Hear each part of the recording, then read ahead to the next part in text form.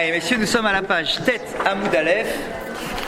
On est au premier tiers de la colonne, à peu près. Une ligne qui commence par Rabach. La ligne commence par Rabach. La colonne centrale. La ligne commence Merci, par Rabach. mesdames. On est à peu près au tiers de la colonne. Rabach, Tête Amoud Aleph. Tête Amoud Aleph. La ligne commence par Rabach. Rabach.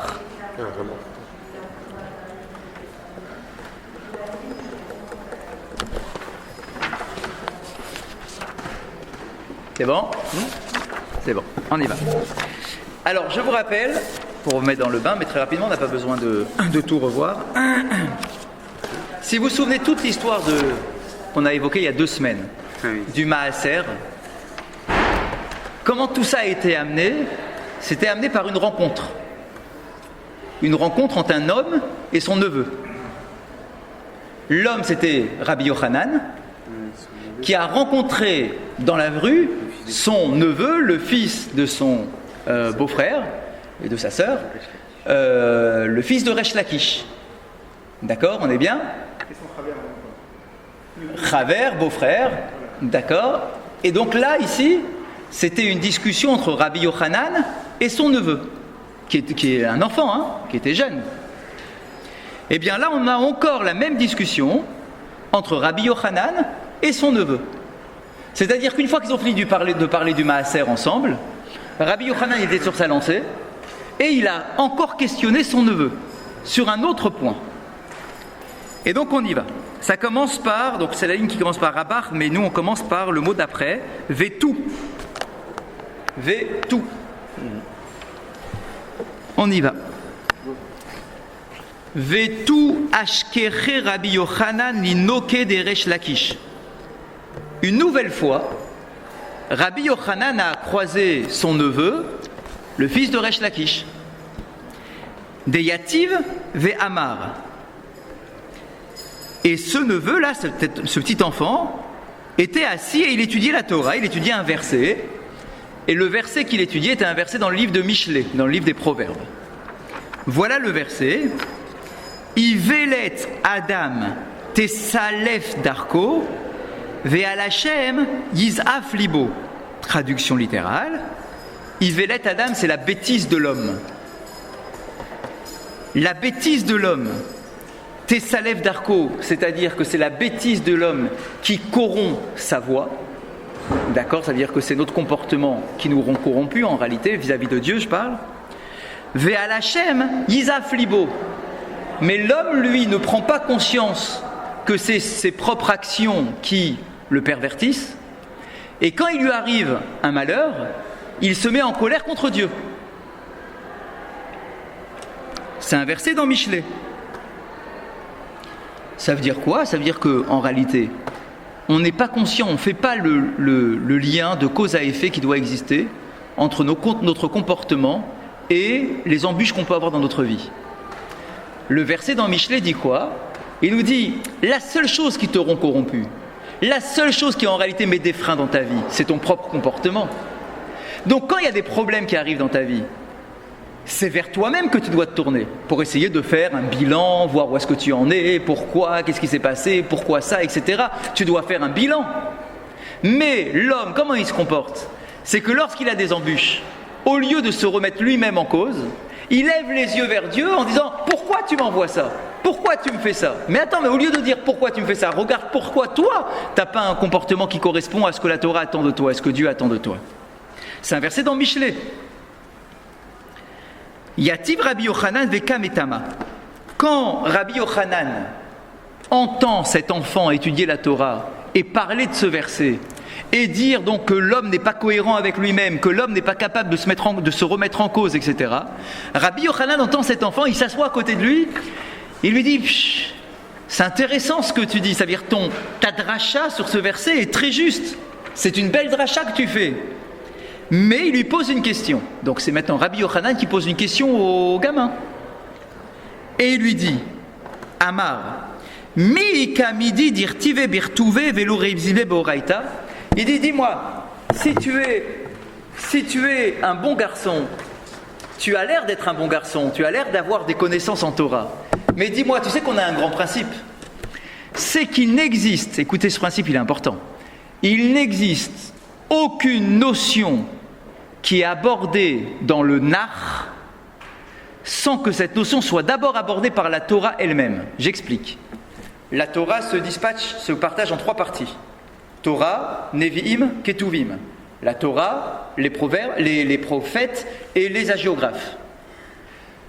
Nos Chachamim nous disent que si on était resté à un niveau spirituel élevé, on n'aurait pas eu de Tanakh.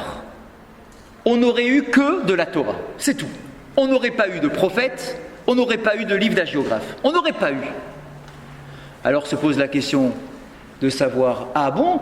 Mais tout ce que j'apprends dans les prophètes et tout ce que j'apprends dans les hagiographes, d'où est-ce que je les aurais appris si on ne me les avait pas donnés en livre ? Réponse, si tu étais resté au niveau spirituel élevé, tu aurais pu tout déduire de la Torah elle-même. Mais puisque tu as perdu cette faculté à détailler et à décortiquer le texte de la Torah, alors on a été obligé d'avoir des prophètes qui t'ont donné un nouveau livre, qui est le livre des prophètes, et on a été obligé d'attendre qu'il y ait encore d'autres qui viennent te donner le livre des hagiographes, dans lequel il y a notamment les Megillot, d'Esther, de Shirachirim, de Ruth, etc. Mais si on était resté à un haut niveau, on n'aurait eu que la Torah, que les 5 livres de la Torah, et on aurait tout appris des 5 livres de la Torah. Donc Rabbi Yochanan, il pose une question à l'enfant. Il lui dit, dis-moi, tu es en train de développer une très belle idée, c'est-à-dire que l'homme doit être capable de se remettre en cause et que c'est lui qui corrompt sa propre voie, sa propre vie, c'est lui qui se met des bâtons dans les roues en réalité lui-même, mais quand il a des problèmes, il se tourne vers Dieu. Mais le verset que tu es en train de développer, c'est un verset dans le livre de Michelet, dans les Proverbes. Les proverbes, c'est dans les hagiographes. Dis Rabbi Yochanan, dis-moi, s'il y a un principe qui apparaît dans les hagiographes, c'est qu'il devait déjà exister dans la Torah. Donc, si tu es un bon garçon, si tu as des connaissances, dis-moi comment dans la Torah, j'apprends le même principe que toi-même tu es en train de développer, mais que tu appuies sur un verset de Michelet. Donc, la question simple, c'est où est-ce que dans la Torah j'apprends cette idée-là, qu'un homme n'est jamais capable de se remettre en cause et que dès qu'il a la moindre embûche dans la vie, au lieu de se poser des questions sur son propre comportement, il pose des questions à Dieu. D'où est-ce qu'on apprend ça dans la Torah ? Il demande ça à un enfant. Donc je vous pose la même question. La sortie d'Égypte, quand le peuple s'est... Et alors ? Où est-ce qu'on a vu que... Il faut que ça soit clair, hein ? Il faut que je trouve un verset dans la Torah, où un individu a un problème dans la vie, et au lieu de se remettre lui-même en cause, il se lamente vers Dieu. Et il remet Dieu en cause. C'est ça que j'attends, hein ? Dans la Torah. Non, dans la Torah. Torah elle-même, les 5 livres. Le Chamisha Chumshe Torah, le Chumash. À toi, Franck. Où on remet Dieu en question au lieu de se remettre soi-même en question. Un verset dans la Torah, explicite. Le voilà, vous avez raison. À Marley, c'est l'enfant qui répond, messieurs. Hein. C'est l'enfant qui répond. Hein. À Marley, Atuha Milo Remisé, Ve'aktiv, Vayetse Libam, Vayecherdu Ishelachiv Lemor, Mazot Asa Elohim Lanu. L'enfant il dit, bah si, j'ai Yosef et ses frères. Yosef et ses frères, rappelez-vous, lorsque ils ont quitté l'Égypte la première fois, ok, et qu'ils vont être accusés de tous les maux du monde, et qu'est-ce qu'avait fait Yosef ? Il a planqué l'argent qu'ils avaient amené pour acheter la nourriture. Yosef l'a remis dans leur sacoche. Vous vous rappelez de cette histoire ? Ils se retrouvent, ils quittent l'Égypte, ils sont dans une auberge, ils ouvrent leur sacoche et ils voient tout l'argent qu'ils étaient censés avoir donné aux Égyptiens pour acheter la nourriture. Voilà qu'ils se retrouvent maintenant avec l'argent dans leur sac. Ils commencent à s'angoisser. Ils se disent, oh purée, qu'est-ce qui est en train de se passer là ? Il y a un problème. Et comment est-ce qu'ils réagissent ? Ils se disent l'un à l'autre, oh là là, qu'est-ce que Dieu nous fait ?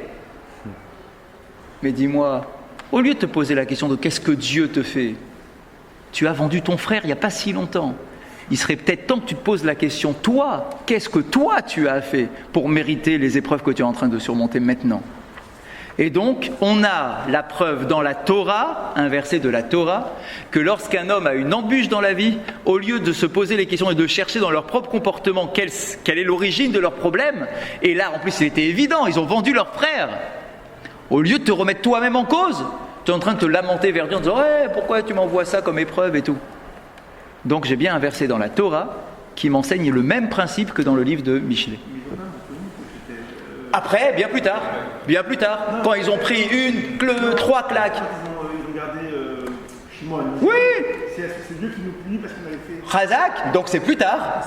C'est plus tard, c'est pas maintenant. Razak, c'est plus tard, c'est pas tout de suite. D'accord, ça veut dire quoi? Ça veut dire que l'homme, il a besoin d'avoir 2, 3 baffes, 4 baffes pour ouvrir les yeux. Mais la première réaction, c'est que dès que j'ai un problème dans la vie, au lieu de voir ce que j'ai pu faire de mal pour essayer de corriger le parcours, hop, je me lève vers Dieu en disant « Ah, c'est pas juste, pourquoi tu m'envoies ça ?» Et donc ça, on l'apprend de Yosef et ses frères dans la Torah, bien avant d'en arriver au livre de Michelet. Donc c'est l'enfant qui a trouvé ce principe-là. Quand Rabbi Yochanan, il a vu que cet enfant a été capable, parce que c'est quand même pas mal, hein, déjà c'est un enfant qui étudie le livre de Michelet. Le livre de Michelet, c'est déjà intéressant. Tout le monde n'étudie pas le livre de Michelet. Et qui a fait une belle dracha du livre de Michelet. Et qui a été capable de trouver dans la Torah cette idée-là, finalement, que nous on lit tous les ans et qu'on n'a pas vu, finalement, cette idée très jolie, qu'au lieu de se remettre eux-mêmes en cause, ils ont remis Dieu en cause. Finalement, c'est un verset explicite, mais il fallait l'avoir en tête quand même, ce verset. Quand Rabbi Yochanan, il entend ça de la bouche d'un enfant, Dal Aene Vechazabé. Écoutez bien, il a levé les yeux vers cet enfant et il a contemplé. Il a contemplé cet enfant, qui est son neveu. Aïta Ime Apicté. Sa mère, donc la sœur de Rabbi Yochanan, elle vient, elle voit qu'ils sont en train de discuter, peut-être dans leur jardin, on va savoir où. Elle vient, elle voit ce qui est en train de se passer à peu près, elle arrive, elle attrape son fils et elle le renvoie de devant Rabbi Yochanan. Amrale, et elle dit à son frère Ta mikame de l'eau les rabad l'arc et adavre les abour. Pardon, elle dit à son fils, excusez-moi, Ta mikame, lève-toi de là, va-t'en d'ici, pour pas que cet homme te fasse ce qu'il a fait à ton père.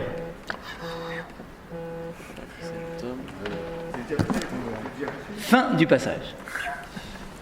De quoi on parle? C'est un brigand avant. Alors, donc je vous rappelle, le père de cet enfant, c'est Resh Lakish. Resh Lakish, c'est le beau-père le beau-frère de Rabbi Yochanan. Bon, qu'est-ce qu'il lui a fait? Bon, c'était un brigand avant, mais avant qu'il se marie, puisqu'il ne s'est marié, je vous rappelle, Resh Lakish était Resh Lakish était le chef des brigands.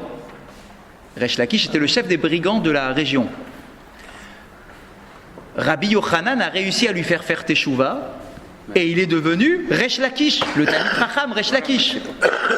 Et il s'est marié avec la sœur de Rabbi Yochanan. Donc Rabbi Yochanan a donné sa sœur en mariage à Resh Lakish en lui disant si tu fais teshuva, je te donne ma sœur en mariage. Donc c'est ce qui s'est passé. Et ils sont devenus les meilleurs amis du monde, ces deux-là. Resh Lakish et Rabbi Yochanan. Resh Lakish donc s'est marié avec la sœur de Rabbi Yochanan et ils ont eu un enfant. Cet enfant-là, qui a priori est un enfant qui est versé dans l'étude de la Torah. Hein. Bon. Maintenant, voilà que Rabbi Yochanan parle à son neveu et la mère intervient en disant « Va-t'en d'ici, va-t'en d'ici. Il ne faut pas que cet homme-là, elle parle de son frère, il ne faut pas que cet homme fasse ce qu'il a fait à ton père. » Qu'est-ce qu'il a fait à son père? Rabbi Yochanan et Resh Lakish ont eu un grand désaccord. De Torah, je parle, hein, de Torah. Ils ont eu un grand désaccord en Torah. Rabbi Yochanan a fixé Resh Lakish et il en est mort. Resh Lakish est mort du regard de Rabbi Yochanan.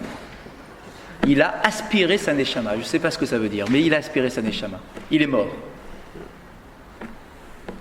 Quand la femme donc de Resh Lakish voit que Rabbi Yochanan est en train de porter le regard, l'œil sur son fils, elle court, elle enlève son fils de là, elle dit « Sors de là pour ne pas qu'il te tue comme il a tué ton père ».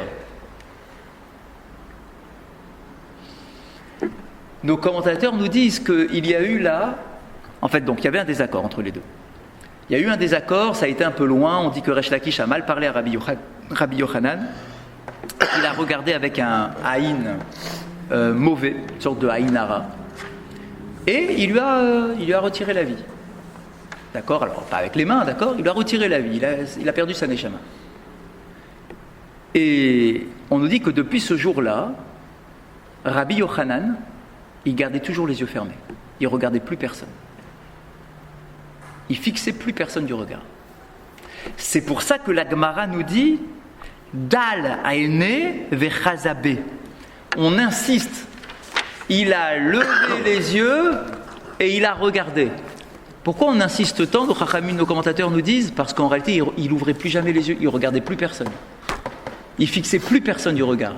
Mais lorsqu'il a vu un enfant qui avait autant de connaissances, il voulait voir la tête de cet enfant. Il voulait voir qui était cet enfant. Donc, il a voulu fixer cet enfant. La mère a eu peur, elle a attrapé son fils et elle a dit « Pars d'ici. J'ai peur qu'il te tue toi aussi. » Mais il ne savait pas qu'il parlait à son... Si, bien sûr, il savait que c'était son neveu, mais il le regardait, on va dire, de loin, quoi, sans le fixer. Alors non, à ce niveau-là, on ne parle pas de d'homicide, de machin.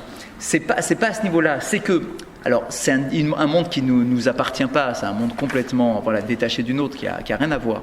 Mais on sait que les Talmidei Chachamim entre eux étaient particulièrement sévères l'un à l'égard des autres, particulièrement sévères, et que des fois, lorsqu'ils sentaient une sorte de manque de kavod ou quelque chose comme ça, mais pas dans le sens négatif du kavod, mais comme s'ils avaient touché à leur Torah, ou au niveau de leur Torah, alors ils étaient très makpidim, très très rigoureux, l'un à l'égard de l'autre.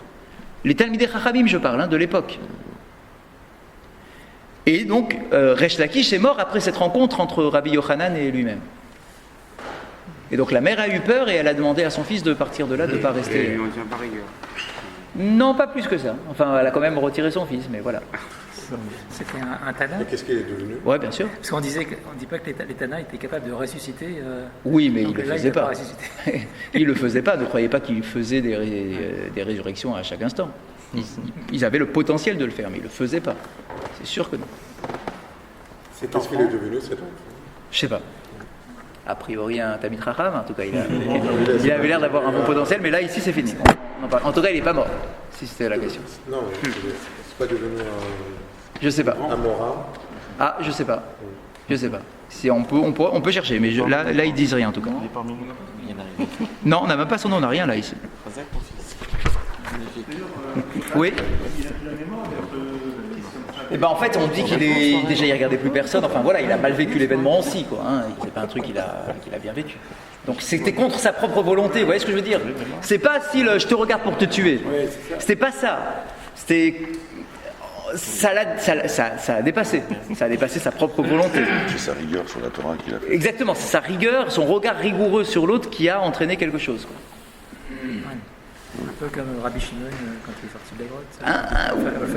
Ouais, enfin on peut pas comparer parce que quand Rabbi Shimon il a vu quelqu'un qui était détaché de la Torah. Là ici il voit pas quelqu'un qui est détaché de la Torah, il voit Resh Lakish. C'était une marloquette de Torah qu'ils avaient, un désaccord en Torah. Ça va Oui. pas loin entre deux sujet, mais Talmid. juste sur le système de justice en fait divine. Là, on parle de comportement individuel et donc qui amène une conséquence à un niveau individuel, mais pour revenir au sujet de la pluie, c'est collectif. Et donc, s'il y a une punition, elle touche collectivement. Donc... Eh ben, merci pour la transition, j'espérais pas mieux. C'est la phrase qui vient. Bah, bon. Radak. Radak, c'est pile. Vous allez tout de suite. On continue dans la Gemara. On est bien, en fin d'année, on a fait des progrès. C'est un coup de bol. Vous avez vu, parce que ça fait longtemps que vous n'êtes pas venu. Sinon, vous auriez posé vous-même la question. Il a étudié hier. Dieu bénisse, hein. Allez, on continue, messieurs. Ve'amar Rabbi Yochanan. Donc, on a encore un enseignement de Rabbi Yochanan, qui n'a maintenant plus rien à voir avec l'histoire du neveu. Ve'amar Rabbi Yochanan. Matar bishvil yachid. Parnassa bishvil rabin. On dit, dis-moi, il pose une question, enfin, à travers son enseignement, il pose une question. Il dit, est-ce que Dieu peut envoyer de la pluie juste pour une personne? C'est-à-dire, est-ce que la pluie, c'est une intervention chirurgicale d'Akadosh Baruch Hu qui décide à la personne près, pour toi, je trouve que toi, tu es un bon tzaddik, alors toi, je t'envoie la pluie. Je trouve que ton voisin, c'est un rachat, alors lui, je lui envoie pas la pluie. Donc la question qu'il pose ici, c'est est-ce qu'on peut considérer que, à partir du moment où on a toujours expliqué jusqu'à présent que la pluie, c'est une miséricorde d'Akadosh Baruch Hu. C'est une miséricorde, mais qui passe aussi par notre propre comportement. Que si tu as un bon comportement, alors Dieu peut envoyer la pluie, etc., etc. Donc, du coup, est-ce que c'est vraiment du sur-mesure? Ça veut dire que s'il y a 2 parcelles de terre, toi tu es un tzaddik, tu as de la pluie, toi tu as un rachat, tu n'as pas de pluie, est-ce que c'est comme ça que ça fonctionne à ce point-là? Ou bien non, c'est quelque chose de collectif, c'est-à-dire une sorte de, je ne sais pas, il y a une moyenne régionale. C'est-à-dire que si on considère que dans la région il y a une majorité de tzadikim, alors on envoie la pluie, mais que c'est pas à la personne près. C'est ça la question qu'il pose ici. Eh bien, regardez ce que dit Rabbi. Il a répondu une fois en disant que ça touchait tout le monde en fait dans le coin. Alors, on avait dit qu'il y avait une différence entre la pluie. On avait dit qu'il y avait une différence entre la pluie et la résurrection des morts. Parce que la résurrection des morts ne concerne que les tzadikim, alors que la pluie peut toucher et les tzadikim et les réchaïm. Mais à quel point ça va? Est-ce que c'est vraiment au yachid près? Ou bien c'est bon, si on y a un petit groupe de tzadikim ici, alors je leur envoie à eux. Est-ce que c'est vraiment à l'individu près? C'est ça l'enseignement de Rabbi Yochanan. On avait vu que toutes les pluies, elles n'étaient pas bénéfiques, donc on peut supposer que... Alors là, ici, il nous parle d'une pluie de toute façon en son temps. Non, mais on pourrait supposer que pour certaines personnes, elle sera bénéfique et que pour que pour l'autre, c'est une inondation pour l'autre, et pour toi, c'est juste du sur-mesure. On va voir. Réponse de Rabbi Yochanan.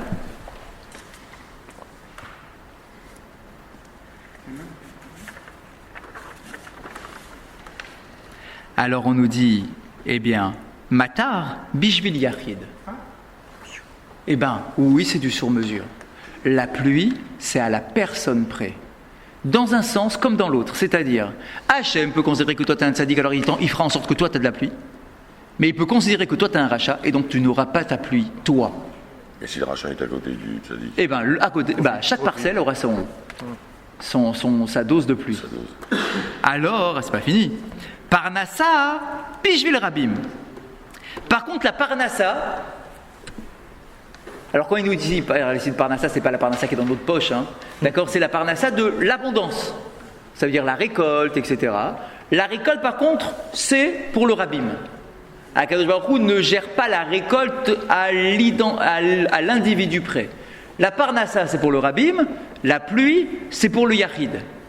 Alors vous allez me dire, oui, mais la pluie, c'est bien la source de la parnassa aussi, puisqu'on a même dit nous-mêmes que la pluie, ça ressemblait à la parnassa tout au début de la Maseret. On avait dit que la pluie, la clé de la parnassa, en fait, c'est la clé de la pluie, c'est la même. D'accord, parce que notre parnassa dépend de la pluie, surtout à l'époque, c'était étroitement lié. Donc on va essayer de voir avec d'autres éléments. Matar bishvil yachid dirtiv. Alors il nous faut des preuves. Je vous rappelle ici que ce n'est pas simplement des raisonnements. Il nous faut à chaque fois un verset pour prouver ce qu'on vient de dire. C'est toujours ça. J'ai un verset et du verset je déduis quelque chose. Quel est le verset en question? C'est dans la Torah, dans le livre de Devarim.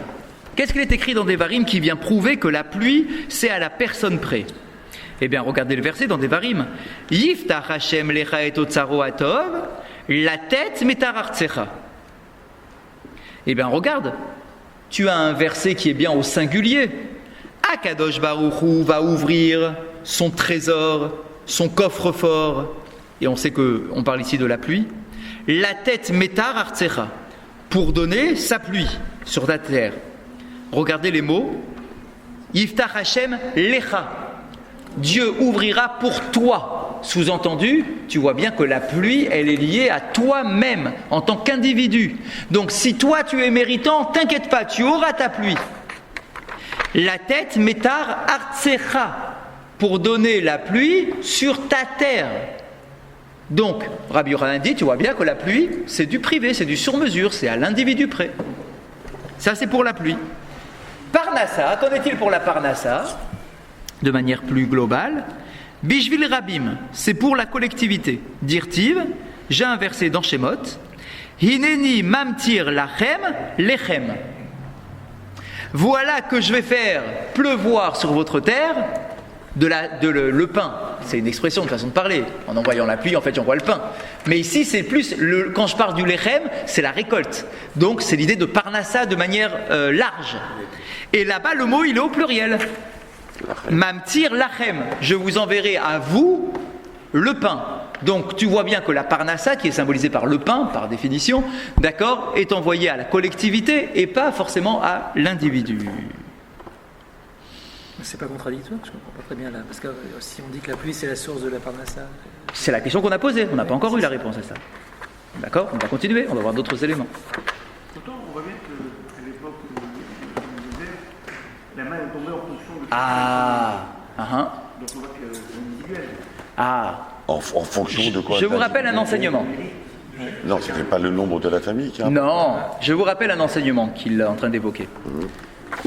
Comment ça se passait dans le désert? Alors on dit que la manne tombait du ciel, très bien. Mais en réalité, quand on regarde nos commentateurs, c'était pas aussi simple que cela. En réalité, selon ton propre degré d'adhésion à Akadosh Baruch Hu, même dans le désert, selon ton degré d'adhésion, la manne tombait plus ou moins près de l'entrée de ta tente. C'est-à-dire que quand le matin tu te réveillais, tu voyais ta dose de manne à l'entrée de ta porte, alors c'est que tu étais un bon tzaddik. Si le lendemain tu te réveilles et tu vois que la manne elle est à 10 mètres, c'est qu'en réalité ton comportement entre hier et aujourd'hui c'est pas le même. Et qu'il y a eu quelque part une faute, une mauvaise pensée, un truc qui est rentré dans ta tête et du coup la manne est un peu plus éloignée. Si tu as fait encore plus de fautes, alors la manne était très éloignée. Donc chacun pouvait jauger son degré d'adhésion selon la distance qu'il y avait entre sa tente et la manne qui tombait du ciel. C'était pas une punition. C'était tout simplement pour t'inviter à faire tes chouvas rapidement. Eh bien oui, parce que grâce à ça, tu pouvais prendre conscience que ton comportement a eu un problème je ne sais pas où, d'accord? Et donc du coup, tu pouvais te poser la question pour essayer d'arranger ton comportement. D'accord? Donc ça, c'est par rapport à quoi? Par rapport à la génération du désert. La génération du désert, elle était à un tel niveau spirituel que Dieu, vis-à-vis de cette génération, était très sévère. On sait très bien que plus tu es élevé spirituellement, et plus la moindre faute doit être corrigée immédiatement. Et qu'Akadosh Baruch Hu ne peut pas la laisser passer. Comparaison, si tu as un costume qui est tout blanc, dès que tu as la moindre tache, on voit que ça. C'est une horreur. Alors que si ton costume il est déjà noir, alors tu peux avoir toutes sortes de taches, on ne va même pas le remarquer. C'est exactement la différence qu'il y a entre la génération du désert et nous. Akadosh Baruch Hu, à la génération du désert, il ne laissait rien passer, mais parce qu'ils avaient tout vécu. Ils ont tout vu, ils savent tout. Donc eux, dès qu'il y a la moindre faute, il faut tout de suite réparer, arranger et punir, entre guillemets, s'il y a quelque chose à envoyer. Mais le lendemain, la veille, le lendemain, qui fait une faute ou pas, la quantité était la même. La quantité, je ne parle pas de quantité. Parce que la dose, elle était pile par rapport aux besoins de l'individu. Donc on ne pouvait pas retirer de la dose. Donc ça, c'était pour la génération du désert, mais la génération du désert, on va dire, elle a un traitement à part. C'est pas le traitement dont on parle ici dans la Gemara. La Gemara, elle nous parle à nous, pas à la génération du désert. Non, l'éloignement, c'était proportionnellement à ton propre éloignement. C'était un mida keneged mida, c'est clair. Là, c'est pareil. La pluie, elle va tomber proche ou loin de toi. Donc ici, on nous dit quoi? On dit regarde, pour un yachid, la pluie, elle va tomber. Alors c'est pas aussi évident qu'avec la manne, parce que la manne c'était vraiment, voilà, tu ouvrais les yeux et tu voyais bien. Mais Akadosh Baruch Hu fera en sorte que pour la pluie, tu auras les doses de pluie que toi tu as besoin, toi, sur ton territoire, et puis le rachat, machin, bah tant pis pour lui, alors que pour la parnassa, c'est plus calculé à, on va dire, à la...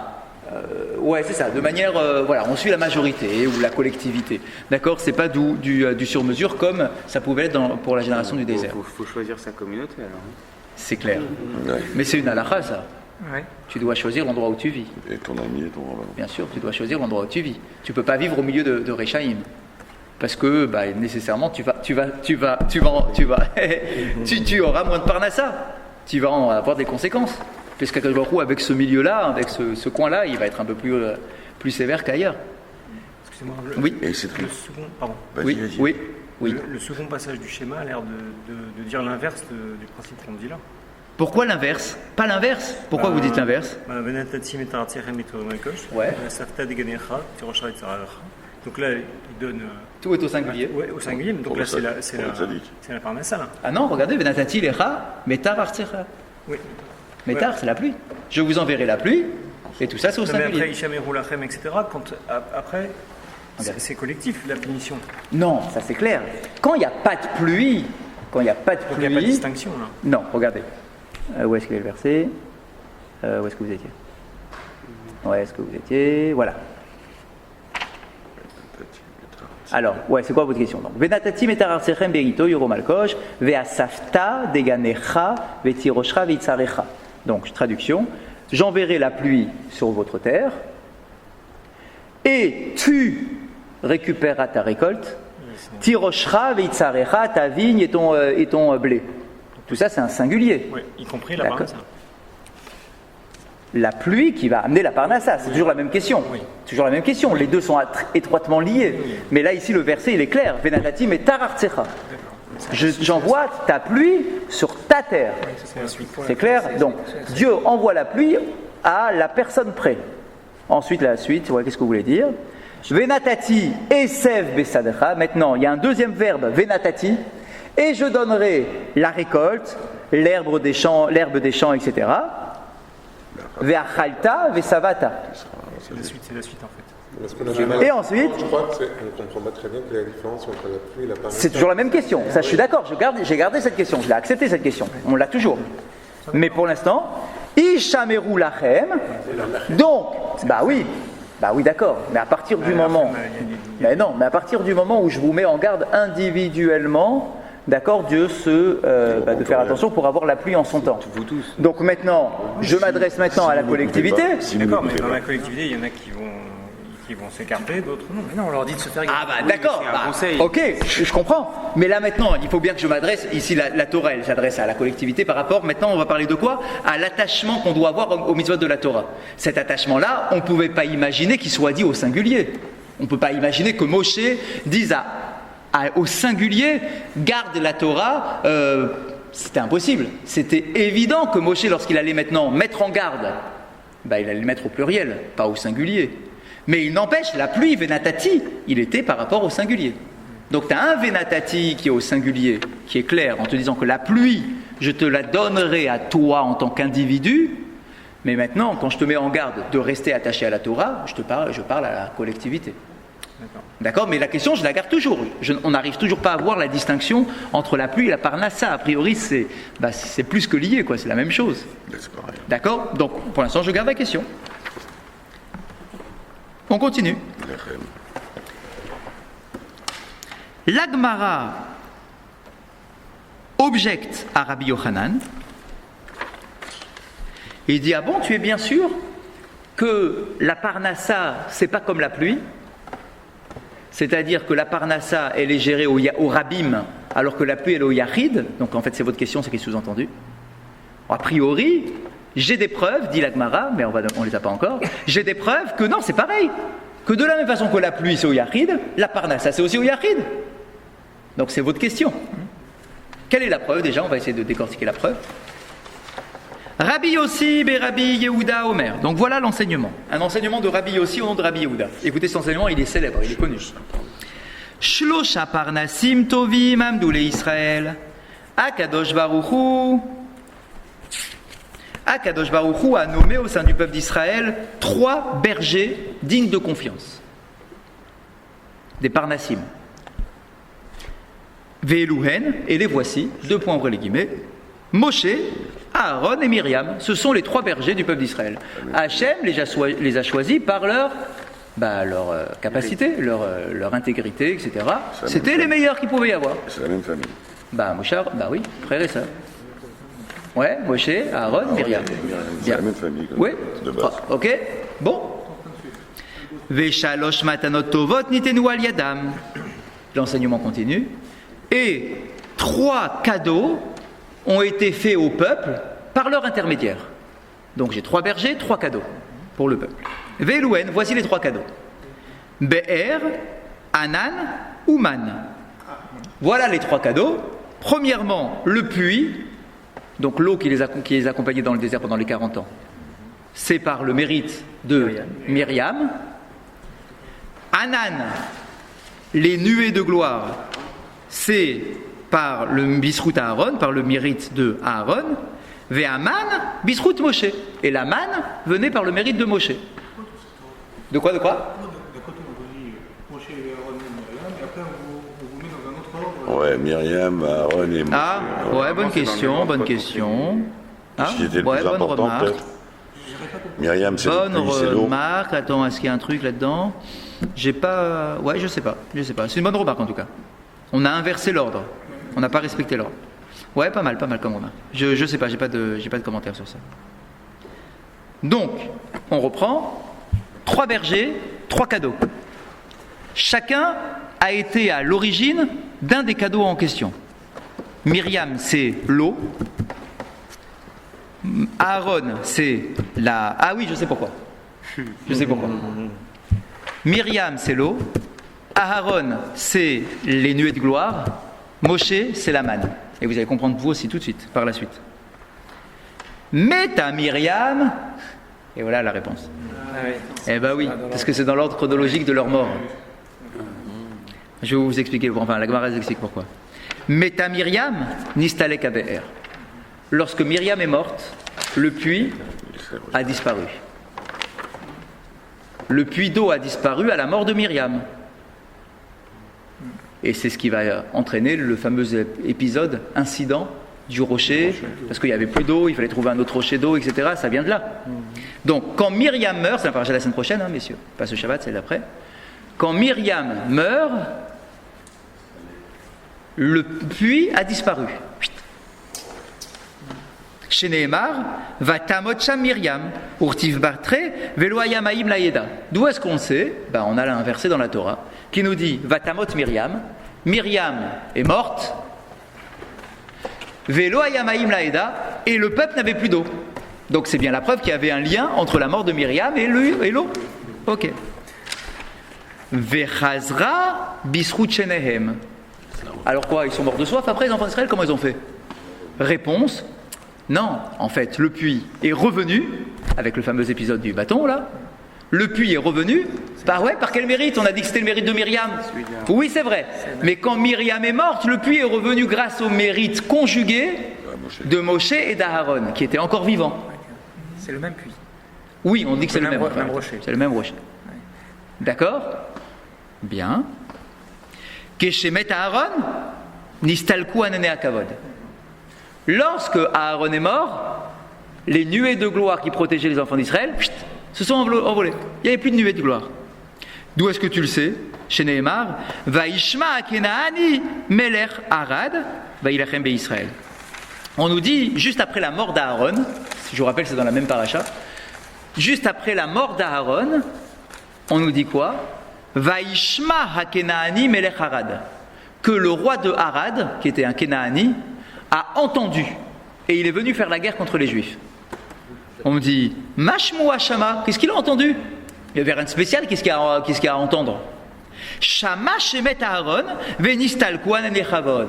Il a entendu que Aaron était mort, et que les nuées de gloire s'étaient dissipées. Et donc du coup, de quoi? Donc les protections militaires se sont levées, donc il se dit, c'est le moment où jamais pourra venir les attaquer. Et donc il s'est dit, tiens, s'il n'y a plus les protections de gloire, c'est que maintenant je peux avoir la main sur le peuple d'Israël. Et c'est d'ailleurs pour ça, regardez ce qu'il y a écrit. Il y a écrit dans la Torah, le peuple a vu, le peuple a vu que Aaron est mort. La Gemara pose la question, il dit, Amar Rabbi Abaou, Altikre Vayirou, et là, Vayeraou. On dit, qu'est-ce que ça vient t'apprendre? Ils ont vu qu'Aaron est mort. Ça veut rien dire ce verset, enfin il sert à rien. Bah oui, ils ont vu qu'Aaron est mort, et bah oui, et bah quoi? La Torah, elle ne donne pas un verset pour rien. La Gemara dit, non, tu dois lire de manière différente. Ne lis pas Vayirou, mais lis Vayeraou. Je vous rappelle qu'il y a deux verbes qui sont très très poches. Il y a roé, voir, et il y a yira, la crainte. C'est pas qu'ils ont vu, parce que ça, ils ont vu.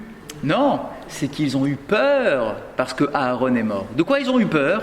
Parce que les nuées sont parties. Les nuées sont parties, ils ont eu peur d'être attaqués par n'importe quelle peuplade du désert.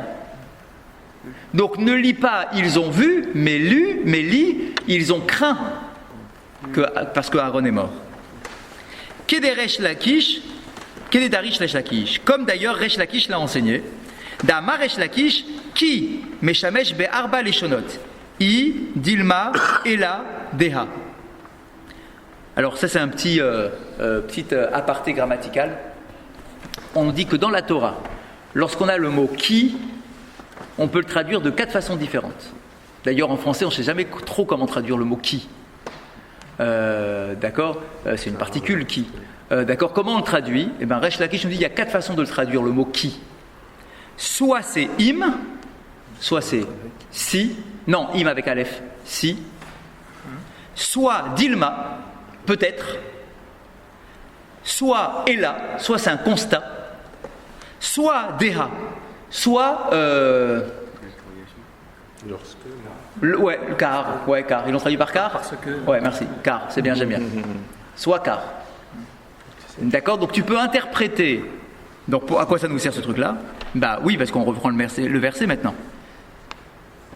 Vaïr ou Kolaïda, donc le peuple a craint, qui gava Aaron, car Aaron est mort. D'accord, donc on voit bien qu'il y a eu, là encore une fois, un lien de cause à effet entre la crainte du peuple et la mort d'Aaron. Pourquoi ils ont craint? Ils ont craint parce que les nuées se sont dissipées à ce moment-là. Donc les nuées ont disparu avec la mort d'Aaron. Alors comment ça s'est passé? On n'avait plus. Donc sous-entendu, quand Aaron est mort, le puits a disparu à nouveau. Puisqu'on dit que le puits était venu grâce au mérite conjugué des deux. Donc quand Aaron est mort, le puits a disparu à nouveau et les nuées de gloire ont disparu. La Gemara dit Chazru shnehem bisrut Moshe. Et les deux sont revenus par le simple mérite de Moshe. À lui tout seul. Met Moshe, et lorsque Moshe est mort, Nistal Kukulan. On a tout perdu. À la mort de Moshe, on a perdu la manne aussi. Il n'y avait plus de manne à la mort de Moshe. Même avec le srout de Yoshua. Ah, 2 minutes. Chez Nehemar, Va'achid et Shloshet Aroim, Beyerach Echad. Il y a un verset dans Zecharia, proverbe, le prophète, il y a écrit: j'ai retiré les 3 bergers en question, Beyerach Echad, au même mois, dans le même mois de l'année. La Gemara dit Vechi Beyerach Echad Metu. Quoi? Tu es en train de me dire que Myriam, Aaron et Moshe sont morts le même mois? Ah, mais d'une année sur l'autre. Mais même pas du tout. Premièrement, c'est la même année. Mais la Gemara dit, mais ils ne sont pas morts dans le même mois. Allô, Myriam est à Nissan. On a les dates. Myriam, elle est morte en Nissan. Aaron, Béav. Aaron, il est mort en Av. Et Moshe, en Hadar. Donc qu'est-ce que tu es en train de me raconter là, que les 3 sont morts la même date, le même mois? Ils ne sont pas morts le même mois. Et là, Melamed, Shenit batelu shalosh matanot tovot shenitenu al yadan, venisal kukulam beyerach echad. C'est pas ça que veut nous dire le verset. Effectivement, on sait qu'ils sont pas morts à la même date. Mais les 3 cadeaux qui ont été faits grâce à ces 3 bergers-là, les 3 cadeaux ont disparu à la même date. C'est ça qu'on a voulu te dire. Et comment ils ont disparu Ils ne peuvent pas avoir disparu. Ben si, puisque à chaque fois le cadeau en question revenait. Ah, oui, Et ben, Radak, à chaque fois ça revenait. Donc si ça revenait, c'est que c'était bon. Et finalement, quand Moshe il est mort, les 3 ont disparu. Donc c'est bien la preuve que les 3 cadeaux ont disparu le même mois, même à la même date. Pas à la mort de Myriam alors. Razak. À la mort de Myriam, ça compte pas parce que c'est revenu. Voilà, À la mort d'Aaron, ça compte pas puisque c'est revenu. Mais par contre, à la mort de Moshe, on a tout perdu. Donc, on voit quoi? Que les 3 cadeaux ont disparu le même mois. Bon, et alors où est-ce qu'on veut en venir? Maintenant, la Gemara donc explicite sa question. Alma, ashkechan parnassa, bishvil yachid. Donc, dit la Gemara, j'ai bien la preuve que la parnassa, puisque l'eau, qu'est-ce que tu veux de plus? L'eau, la protection et la nourriture. C'est la parnassa, c'est bon? J'ai bien une preuve que la parnassa, elle vient grâce à un individu, puisque c'est Moshe finalement. Finalement, c'est par le mérite seul de Moshe que tout était là. Donc la parnassa vient grâce à un, pas grâce à la collectivité. C'est comme la pluie finalement. Donc c'est C'est Moshe, comme référence. Eh ben c'est un Moshe, non? Non mais d'accord, dans le minyan, il compte combien Moshe? Il n'y en a pas 2. Quand Moshe il arrive là, il compte combien dans le minyan? C'est le seul. Il compte 1 ou il compte 10? Non, Ouais, mais Quoi? tu as fait déduire le contraire. c'était pas Moshe, d'accord. Quoi C'est Moshe. Que c'est une personne qui a apporté la panacée à pas tout le monde. Donc c'est bien la preuve que et ben c'est bien ce que veut prouver la Gemara, c'est bien une objection, non? Nous on a dit que la parnassa elle dépendait pas d'un. La parnassa elle dépend du rov ou du klal. Là ici j'ai une objection, j'ai la preuve que la parnassa elle dépend d'un. Pour Oui, le. mais il n'est pas que pour une personne. Hein. Elle pourrait être pour. Eh ben oui, donc c'est un pour le klal. Donc il me suffit que j'ai un tzaddik et j'ai la parnassa pour tout le monde. Toi t'es en train de me dire non, il faut voir la collectivité, machin. Ah, c'est pas un commun. Bah c'est Moshe. Réponse. Un pour la collectivité, donc ça dépend On n'a pas le nom, hein. d'un individu. Non, mais donc ça veut dire qu'on peut être un individu qui n'est pas tzaddik, qui profitera de la parnassa grâce au tzaddik. Ah oui d'accord, mais alors quoi? Ouais, mais par contre, on avait dit que la pluie, c'était tu profites tout seul. Donc la pluie c'est du privé, Voilà. mais la parnassa on a dit que c'était pas du privé. Mais là, c'est pas du privé. Bah, donc on a Bah, pas c'est dit- Moi, je privé. peux être un rachat grâce au tzaddik Moshe. J'ai quand même la parnassa.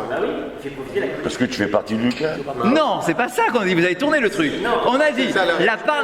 Non, c'est pas ça le truc. Non, c'est pas ça. On n'a pas dit que ça tire que ça donne un profit à la collectivité. C'est pas ça qu'on a dit jusqu'à présent.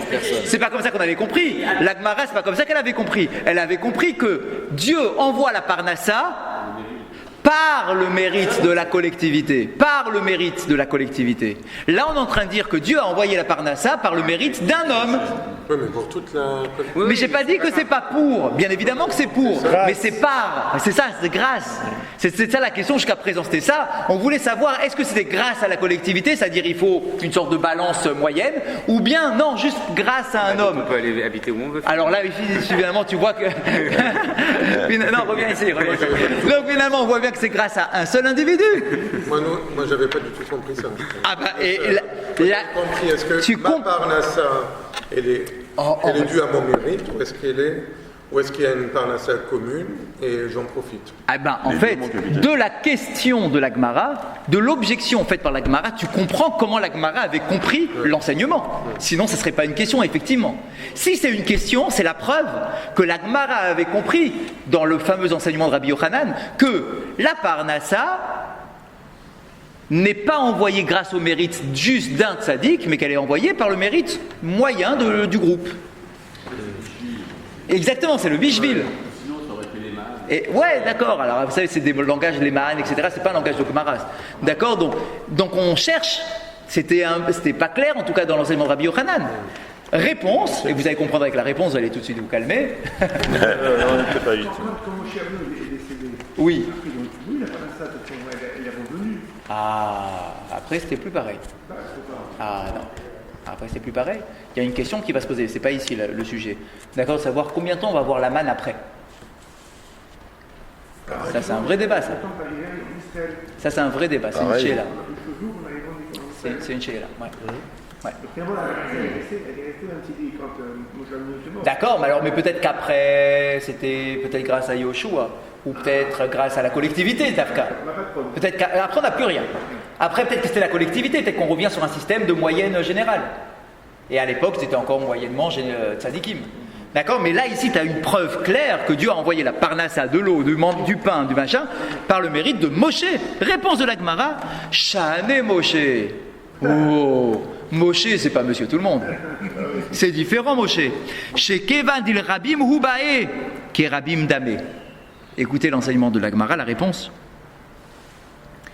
Puisque Moshe, lui, s'effaçait totalement au bénéfice de la collectivité, combien de fois il a été capable de dire « tue-moi, moi, au lieu de tuer le peuple », etc. Combien de fois il a pris la défense du peuple? Donc Moshe, en réalité, Moshe, c'est le peuple. Moshe, c'est la collectivité. Puisqu'il s'efface aux yeux de la collectivité, et qu'il n'en tire pas de kavod, etc., puisqu'il s'efface pour la collectivité, eh bien, il est la collectivité. Donc, quand on dit que la manne a été envoyée par Moshe, grâce à Moshe, en réalité, Moshe, c'est pas lui tout seul, c'est grâce au mérite du peuple, qui est représenté par Moshe, mais c'est le peuple entier. Et d'ailleurs, vous allez trouver maintenant une réponse à un enseignement qui vous tracasse depuis des années, j'en suis sûr. Bah oui. Il y a un enseignement que vous connaissez tous qui nous dit que en Égypte, chaque hébreu, femme hébreu, a accouché de 6 enfants d'un coup. Vous connaissez cet enseignement? Ouais. Mais en réalité, l'enseignement, il ne s'arrête pas là. Il ne s'arrête pas là. Nous, celui qu'on a en tête, c'est ça. Chaque femme a eu 6 enfants d'un coup, ouais, c'est sympa. C'est pas comme ça qu'il s'arrête l'enseignement. L'enseignement donne une autre opinion. Il dit non, non, non. Chaque femme donnait 600 enfants d'un coup. Non, 60, j'ai sauté 60. Un qui dit 60. L'autre enseignement dit non, non, non, pas 60, 600. L'autre dit non, pas 600, 6000. Dieu bénisse. C'est plus Dieu bénisse. C'est des poissons, là. Et l'enseignement termine en disant Shishim ribo bekeres echad. L'enseignement se termine en disant non, il y avait 600 000 dans une seule portée. Nos commentateurs disent c'est une façon de parler, quoi. Ça va, t'es un Tunisien, quoi. Le pauvre père. Il n'y a pas de limite. C'est comme quoi, quelle taille le poisson au port de Marseille? D'accord, combien? Quoi, il n'y a pas de limite. Réponse, et là maintenant vous allez la comprendre. En réalité, ah ben non, il n'y a pas 600 000 enfants, du truc. Mais en réalité, on veut parler tout simplement de la naissance de Moshe. Quand la mère de Moshe a mis sur terre, a mis au monde Moshe, puisque Moshe, c'est lui qui représente le peuple entier et que le peuple était composé de 600 000 âmes, c'est une expression, c'est une façon de parler. Il y a eu dans une seule portée 600 000 hommes. Âmes, 600 000 âmes. C'est-à-dire que Moshe représentait bien la collectivité. Donc ne viens pas me dire que la parnassa, ça dépend d'un seul individu. Mais non, en me disant que Moshe c'est la preuve. Mais non, Moshe c'est la collectivité.